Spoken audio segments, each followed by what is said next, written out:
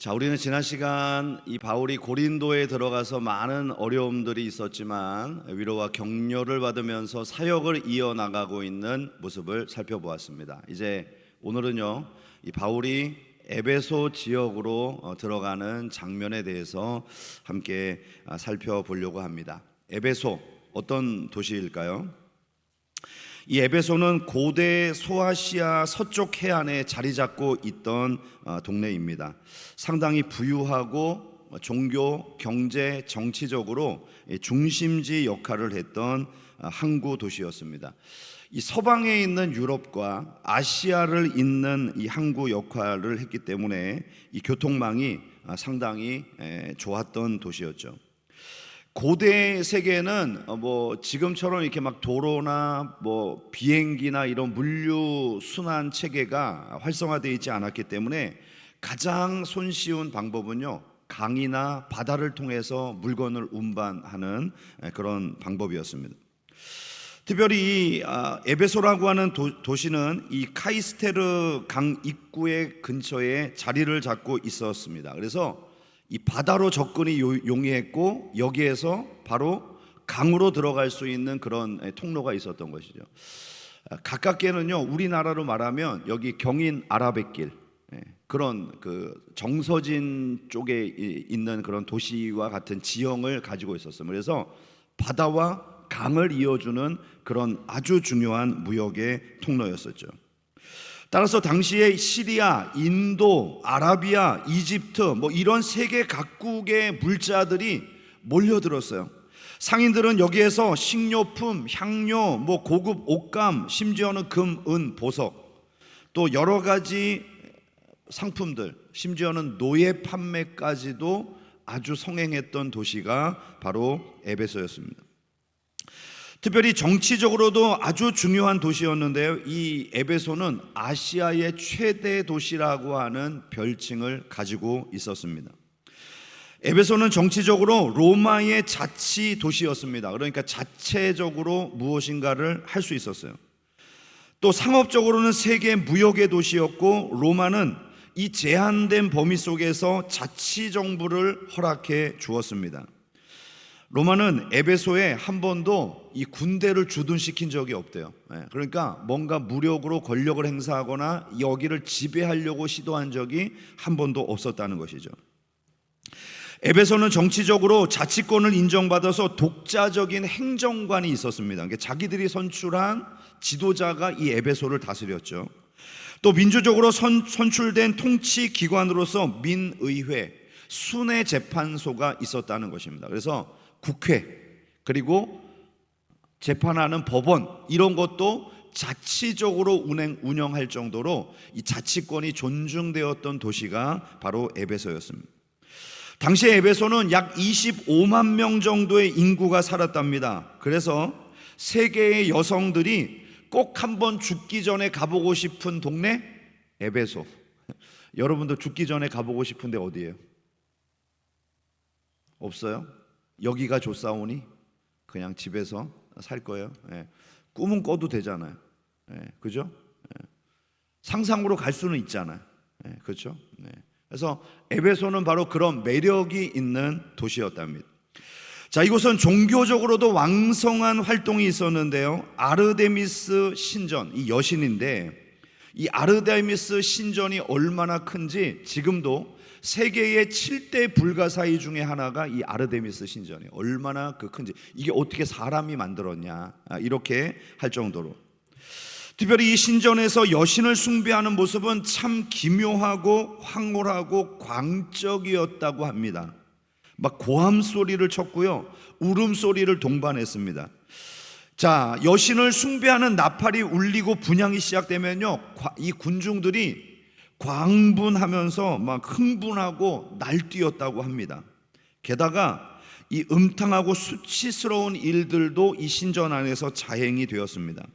그러므로 에베소는 도덕적으로 타락한 도시였습니다. 에베소 사람들이 열정적으로 숭배했던 이 아데미 여신은요, 죄송합니다, 유방이 24개래요. 그러니까 이게 뭐냐면 다산의 복을 받은 여신이에요. 그래서 지금도 그 여신의 그 작은 모형들이 발굴이 되거든요. 근데 특이합니다. 머리에는 바벨론 성을 상징하는 그 성이 위에 올라가 있고, 또 이 곳곳에는 몸에는 특이한 사냥꾼 니므롯, 고대의 용사였던 니므롯을 상징하는 사자, 호랑이, 사슴과 같은 부조들이 새겨져 있답니다. 그러니까 이 여신은 음란과 부요와 권력과 번영을 짬뽕시켜 놓은 신이에요. 좋은 거 갖다가 다 붙여 놓은 신입니다. 그러므로 당시에 이 여신을 숭배했던 에베소의 사람들의 가치관이 어떠했을까를 우리가 짐작해 볼 수 있지 않습니까? 바울이 에베소에 왔을 때 그는 거기에서 제자들이라고 지칭하는 그리스도인들 몇몇을 만나게 됩니다. 자, 오늘 본문 1절과 2절을 들어가 보겠습니다. 아볼로가 고린도에 있을 때에 바울이 윗지방으로 다녀 에베소에 와서 어떤 제자들을 만나 이르되 너희가 믿을 때 성령을 받았느냐? 이르되 아니라 우리는 성령이 계심도 듣지 못하였노라. 여러분, 낯선 지역에서 그리스도인을 만난다는 거 참 반가운 일이잖아요. 그렇지 않습니까? 내가 전도지 들고 막 두려움과 떨림 속에서 막 가면서 어렵게 전도지를 탁 내밀었는데 수고하십니다. 저도 교회 다녀요. 교회 권사예요. 이러면 얼마나 반가워요. 참 수고하십니다. 이러면 반갑잖아요. 낯선 지역에 여행을 하는데 그리스도인을 만났어요. 뭐 통하는 게 있잖아요. 서로 의지가 되잖아요. 바울도 이 에베소 지역에 들어갔는데 예수님의 제자라고 자처하는 사람들을 만나게 된 것입니다. 그런데 만나서 교대하던 중에 이들에게 뭔가 부족하다는 것을 느끼게 됩니다. 그래서 바울이 그들에게 질문하죠. 너희가 믿을 때에 성령을 받았느냐? 여러분, 이 말씀의 확실한 의미는 너희가 믿고 세례를 받았을 때 성령의 임재를 경험했느냐, 바로 이런 의미 아니겠습니까? 사도행전 1장에서 예수님은 제자들에게 명하셨습니다. 너희는 예루살렘을 떠나지 말고 내가 너희에게 분부한 것이 오시기까지 이 성을 떠나지 말고 기도하라. 요한은 물로 세례를 베풀었지만 너희는 몇 날이 못되어 성령으로 세례를 받을 것이다. 자, 그리고 사도행전 2장에 오게 되면 오순절날이 이르러 기도하던 그들에게 성령의 임재가 나타났고요, 그들은 성령의 은혜를 따라 예수 그리스도를 증거하는 증인으로 예루살렘을 누비기 시작했습니다. 그래서 이 사도행전의 역사는요, 성령 충만의 역사예요. 사도행전을 다른 별칭으로 뭐라고 부르죠? 성령행전. 성령행전입니다. 초대교회 성도들은 모여서 예배하고 기도하는 장소마다 성령의 충만함을 누렸습니다. 그들은 성령 충만해서 또 복음을 증거했습니다. 사도 바울도 사도행전 9장에서 회심을 하고 난 다음에 제자 아나니아에게 안수를 받을 때 성령의 충만함을 입게 되었습니다. 그러므로 그는 지금 이 회심했을 때 나타나는 증거로 너희들이 성령의 임재를 경험했느냐, 바로 그렇게 묻고 있는 것이죠. 안타깝게도 오늘날에도 이 에베소의 제자들처럼 많은 신자들이 이런 자리에 머물러 있습니다. 그들 속에는 성령의 임재로 인한 진정한 불이 없습니다. 열심히 사라졌습니다. 결단 없는 삶을 살아가고 있죠. 어쩌면 바울은 에베소의 제자들에게서 그런 죽어있는 그리스도인의 모습을 발견했을 것입니다. 여러분, 성령님은 상당히 다이나믹하신 분이거든요. 그래서 성령의 은혜를 입으면 능력을 잊게 되고요, 우리가 뭔가 살아있는 신앙생활을 하는 것처럼 여기게 되고요, 성령님을 통해서 주시는 열심이 있단 말이에요. 성령 충만한 사람은 열심히 합니다. 열심히. 그래서 바울은 그들에게 너희가 믿을 때 성령을 받았느냐라고 물었고요, 그들은 답하기를 아니라 우리가 성령이 있다는 사실을 조차 듣지 못했다, 이렇게 대답했던 것입니다. 그러면 여기서 의문이 생깁니다. 과연 그들은 어떻게 그리스도인이 되었고 제자라고 자처할 수 있었던 걸까요? 그래서 3절에 보면 바울이 너희가 무슨 세례를 받았냐 이렇게 질문하죠. 예수님은 너희는 가서 모든 족속을 제자로 삼아 아버지와 아들과 성령의 이름으로 세례를 주라고 했잖아요. 그러면 삼위일체 하나님의 이름으로 세례를 주라고 하는데 이들이 성령이 있음조차 듣지 못하고 세례를 받았다면 과연 무슨 세례를 받았다는 것입니까? 당연히 그들은 성령의 은혜를 누려야만 했습니다. 여기에 이게 바울의 의문이었던 거예요. 여기서 우리는 에베소 사람들이 들었을 복음이 어떤 것인가를 한번 추론해 볼 수가 있습니다. 그들이 가지고 있었던 복음은 십자가와 성령의 임재가 빠진 복음이었던 것이죠. 자, 오늘 1절 말씀에 보면 아볼로가 고린도에 있을 때에 이렇게 말씀이 시작되죠. 자, 아볼로는 앞선 18장에서 브리스길라와 아굴라를 만나서 복음의 진수를 깨닫고 에베소에서 고린도로 사역을 하러 간 사람입니다. 그가 에베소에서 브리스길라와 아굴라를 만났을 때 가지고 있었던 성경의 지식이 뭐였죠? 사도행전 18장 25절은 이렇게 기록합니다. 그가 일찍이 주의 도를 배워 열심으로 예수에 관한 것을 자세히 말하며 가르치나 요한의 세례만 알 따름이라. 아볼로는 예수님에 관한 지식을 가지고 있었지만 세례 요한의 세례만 알고 있었다는 것이죠. 그러니까 그 후에 일어난 사건들, 예수님의 십자가 이후에 일어난 성령 강림의 사건도 알지 못했던 것입니다. 에베소의 제자들은 그러니까 아볼로가 가지고 있었던 성경 지식 정도만을 가지고 있었던 것이죠. 자, 이들이 아볼로의 영향을 받은 제자인지는 정확하게 우리가 알 수는 없지만 복음의 깊이가 부족하다는 것을 우리는 알 수 있죠. 그래서 바울이 이제 설명을 합니다. 우리 4절에서 5절인데요. 바울이 이르되 요한이 회개의 세례를 베풀며 백성에게 말하되 내 뒤에 오시는 이를 믿으라 하였으니 이는 곧 예수라 하거늘 그들이 듣고 주의 이름으로 세례를 받으니. 자, 먼저 이 바울이 참 지혜롭게 복음을 증거했다는 것을 알 수 있습니다. 그들이 알고 있었던 요한의 세례로부터 출발해서요 예수님의 세례에까지 설명을 한 것입니다. 왜 이게 중요한지 그거를 지금 말하고 있는 거예요. 여기서 중요한 것은 바울이요 요한의 세례가 잘못되었거나 필요 없는 것이라고 말하지 않았다는 것입니다. 여러분, 우리가 너무 쉽게 범하는 오류 가운데 하나는 뭐냐면요 지금이 중요하다고 해서 과거의 일들을 부정하거나 필요 없게 생각하는 것입니다. 바울이 복음을 증거하는 시점에서 사실 요한의 세례는요 아무 의미가 없는 일이었습니다. 왜 그렇습니까? 예수님이 이미 구원을 완성하셨잖아요. 이제 성취된 십자가의 사건을 통해서 얼마든지 구원을 받을 수 있기 때문에 요한의 세례는 중요한 것이 아니었기 때문입니다. 그렇다고 해서 요한의 세례나 구약 성경에서 일어났던 일들을 부정할 수 있나요? 그럴 수 없죠. 왜 그렇습니까? 예수님의 십자가 사건이 성취되기 위해서 이 모든 과정은 다 필요했기 때문입니다.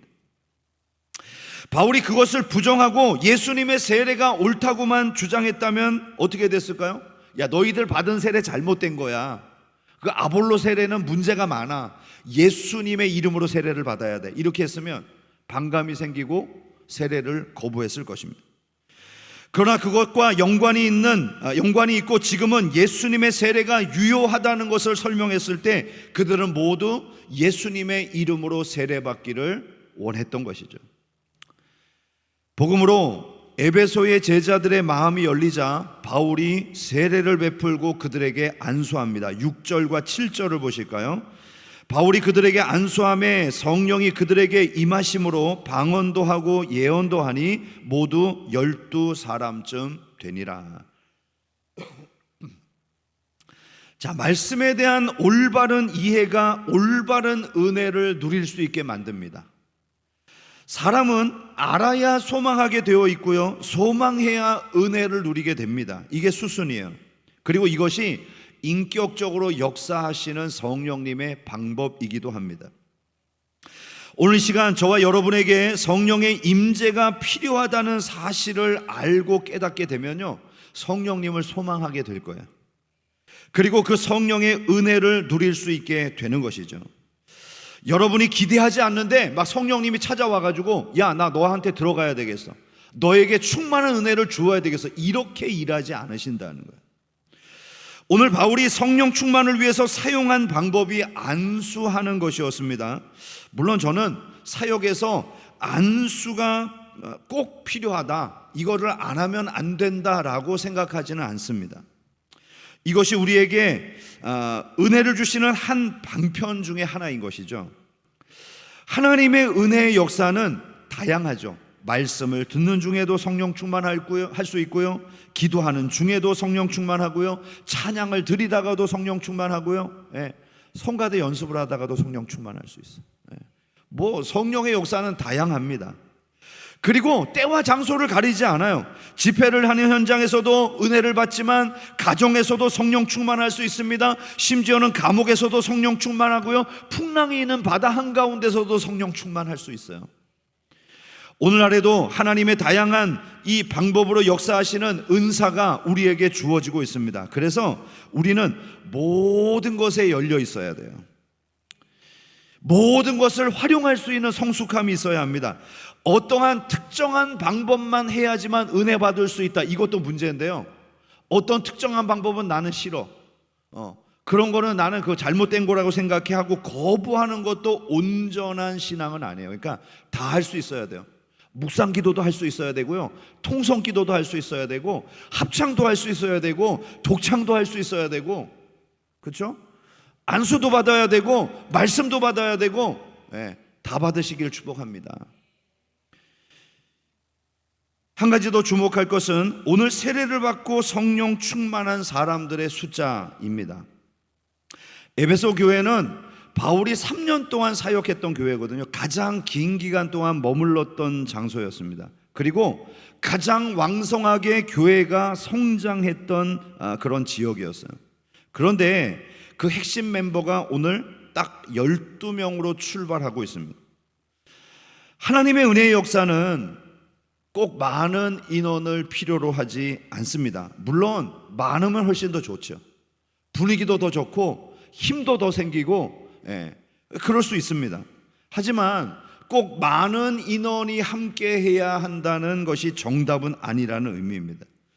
우리가 오늘 언급하고 있는 이 12명의 사람과 같이 정말 하나님의 은혜를 체험하고 헌신하기로 작정한 사람들이 이 인광교회 안에 12명의 동력자가 있다면 우리 간석동 바꿀 수 있습니다. 인천도 바꿀 수 있어요. 아멘을 딱 2명의 동력자만 있는 것 같은데, 대한민국도 바꿀 수 있습니다. 뭐가 문제예요? 12제자가 세계를 뒤집어 놨는데 뭐가 문제입니까? 여러분, 우리는 지금 더운 여름을 보내고요, 정말 은혜 받기 좋은 계절을 맞이하고 있습니다. 신선해지는 공기를 탁 새벽에 맞으면서 새벽 기도하기 너무 좋은 계절이에요. 한 명 아멘. 청명한 날씨 가운데 정말 은혜 받기를, 이 높아진 하늘처럼 하나님을 정말 소망하고 은혜를 소망하기에 가장 좋은 날씨를 만나고 있어요. 더욱이 이제 우리 복음 축제 이웃 초청 잔치를 준비하고 있지 않습니까? 이번 주에 심야 기도인데 한 달에 딱 한 번 있는 안수 기도가 있어. 뭐 하나님이 아예 밥상을 다 차려주셨어. 떠먹기만 하면 됩니다. 자, 깨닫게 하시는 은혜가 있기를 축복합니다. 그래요. 모든 시간들이 참 신앙생활하기 어려운 환경 속에 있지만 또 돌이켜보면 신앙생활하기 가장 좋은 적기에 우리들이 살아가고 있어요. 눈이 열릴 수 있기를 축복합니다. 자, 복음이 증거됐습니다. 믿고 세례를 받아 성령의 임재를 누린 핵심 멤버들이 세워졌습니다. 이제 에베소에서의 사역이 어떻게 전개되고 있을까요? 8절 말씀을 볼까요? 바울이 회당에 들어가 석 달 동안 담대히 하나님 나라에 관하여 강론하며 권면하되. 자, 여기에 바울 사역의 핵심 포인트가 있습니다. 사역의 출발은 복음을 증거하고 또 하나님의 임재를 누리며 갖가지 은사가 나타났지만요, 바로 이 복음이 자리를 잡자 바울은 곧바로 하나님의 말씀에 집중하고 하나님 나라를 강론하기 시작합니다. 바울 사역은요, 은사에 집중한 사역이 아니라 말씀에 집중하는 사역이었습니다. 저는 오늘 이 말씀을 함께 나누는 분들 중에 은사 자체에만, 신비한 현상에만 집중하는 분들이 없기를 축복합니다. 은사가 뭔가요? 은사는 하나님의 사역을 위해서 필요하다고 생각될 때 하나님이 자의로 나누어 주시는 능력입니다. 그러니까요, 은사가 없다고 해서 하나님이 나를 사랑하지 않다거나 나는 부족한 사람이라고 생각해서는 안 되는 것이죠. 나는 방언을 못해, 나는 기도에 깊은 은사가 없어, 나는 남들이 가진 은사가 없는 것 같아. 여러분, 그렇다고 하나님이 사랑하지 않는 것이 아니라는 거예요. 바울은 은사가 중요하다고 말을 했지만 그의 사역에서요, 은사에 치중한 사역을 하지 않았어요. 은사 집회를 하지 않았다니까요. 받으라 막 그러면서 받아야 된다 막 이렇게 하지 않았단 말이에요. 오히려 그런 말씀을 가르치고 제자를 양육하는 일에 훨씬 더 많은 시간을 할애했습니다.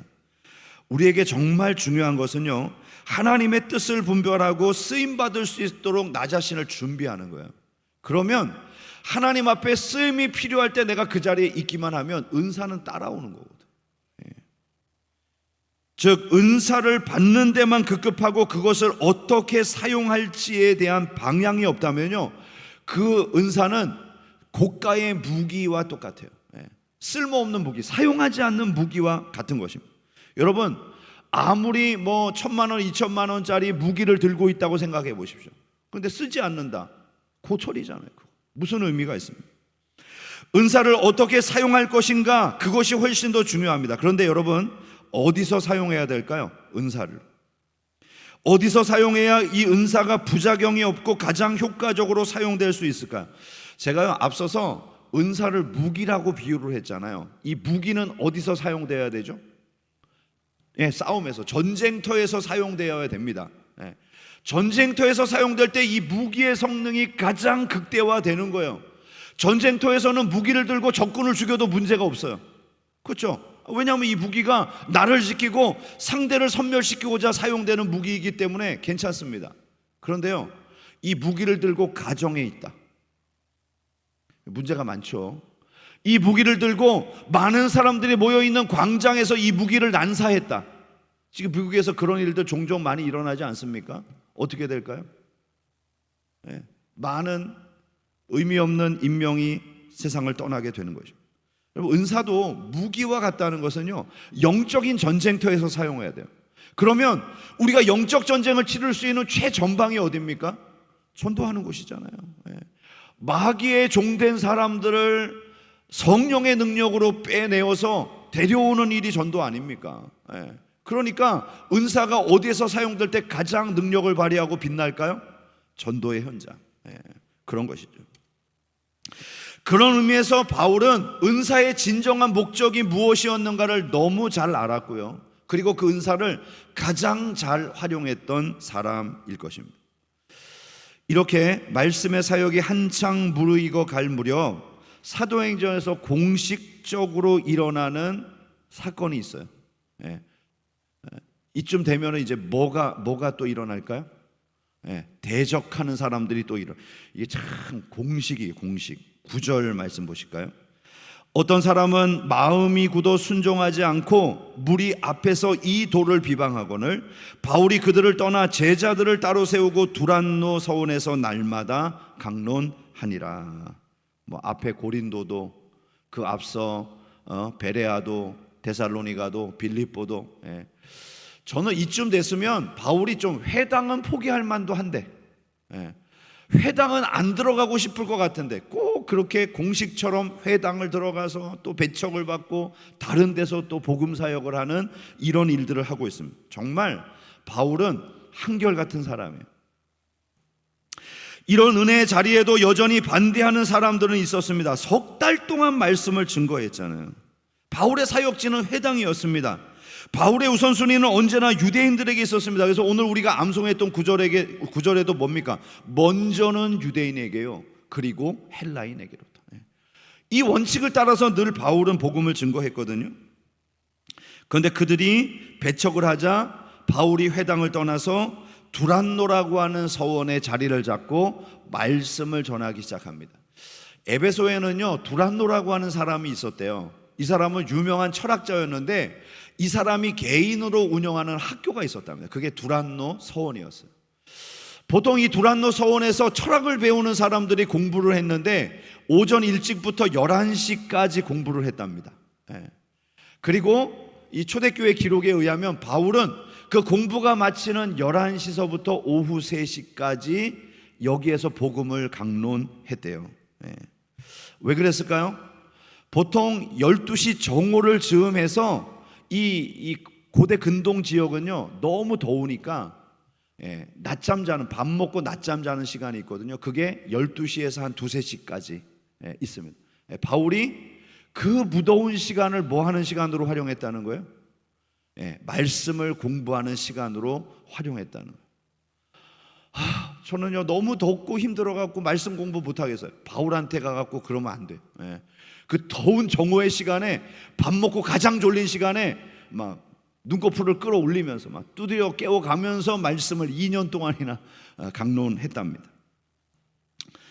자, 마지막 절을 보실까요? 10절. 2해 동안 이같이 하더니 아시아에 사는 자는 유대인이나 헬라인이나 다 주의 말씀을 듣더라. 바울은 자신이 무엇을 해야 할지를 명확하게 알고 사역했던 사람입니다. 그는 하나님이 주신 모든 역량을 동원해서 자신이 할 수 있는 그것을 했습니다. 혼신의 힘을 기울여서 자신의 분야에서 전문성을 드러내는 사람들을 가리켜서 우리가 프로라고 하잖아요. 근데 여러분, 프로는 아름답잖아요. 저는 프로들 보면 너무 멋지고 아름답더라고요. 자신의 분야에서 긍지를 가지고 그 일을 적어도 10년 이상의 기간을 투자해 가면서 내가 이 부분에 있어서는 달인이야, 전문가야, 나는 프로야, 이런 자부심과 의식을 가지고 살아가는 사람들이 얼마나 멋지고 아름답습니까? 근데 바울이 그런 사람이었어요. 바울은 신앙의 프로였어요. 제가 이 말씀 보면서 그런 생각을 해봤어요. 저도 목회의 프로가 될 수 있다면 얼마나 좋을까? 앞으로 저를 2%라고 불러주세요. 그렇게 될 수 있기를 위해서 기도해 주시기를 바랍니다. 오늘 이 자리에 있는 저와 여러분들도 신앙의 프로가 되기를 소망해 보세요. 내가 신앙에 있어서는 누구한테도 안 뒤지는, 지식이면 지식, 헌신이면 헌신, 복음 증거면 복음 증거, 예배면 예배, 교제면 교제, 정말 하나님 앞에 신앙의 프로가 되어 보리라.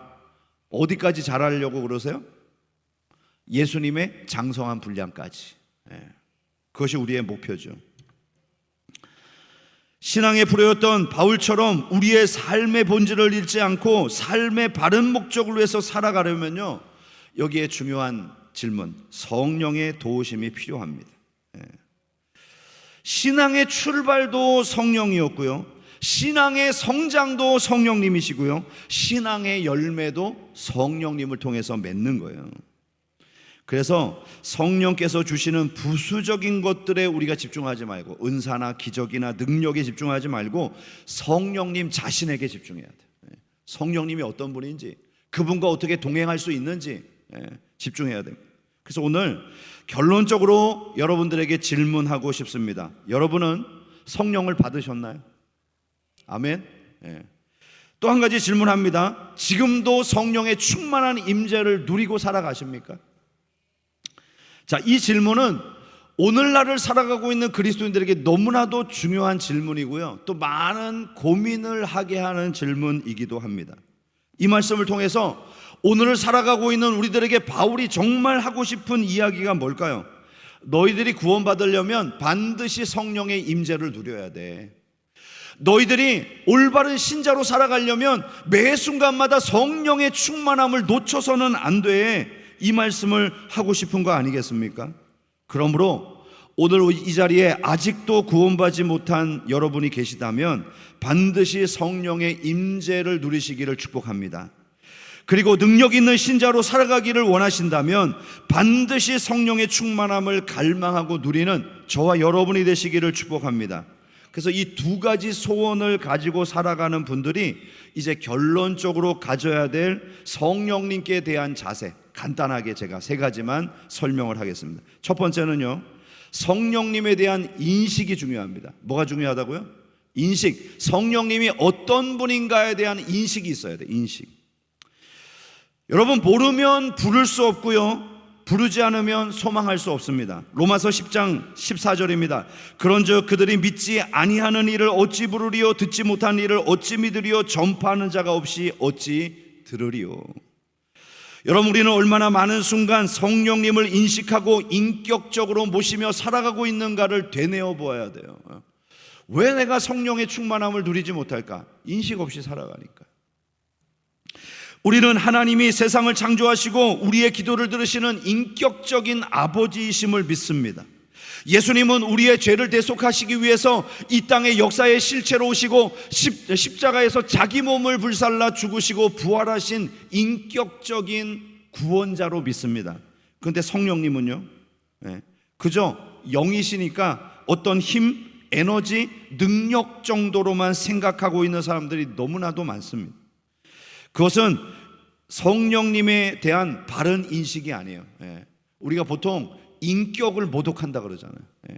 인격을 인격으로 대하지 않으면 모독하는 거잖아요. 성령님도 엄연한 인격이신데 그 성령님을 인격으로 대하지 않으면 인격 모독이에요. 신성 모독이에요.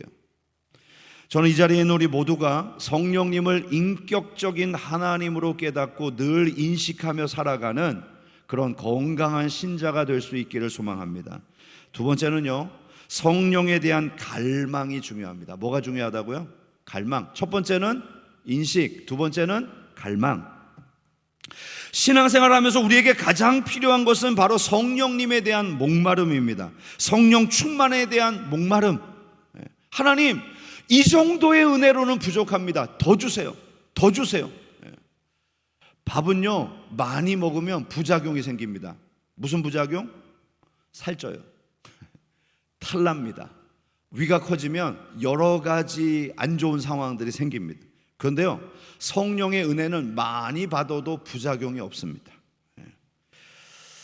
앞에서 보았던 아볼로라고 하는 사람은요, 언변도 좋고 성경에 능통한 자였습니다. 언변이 좋다는 것은요, 많이 배워서 학식이 풍부했다는 거예요.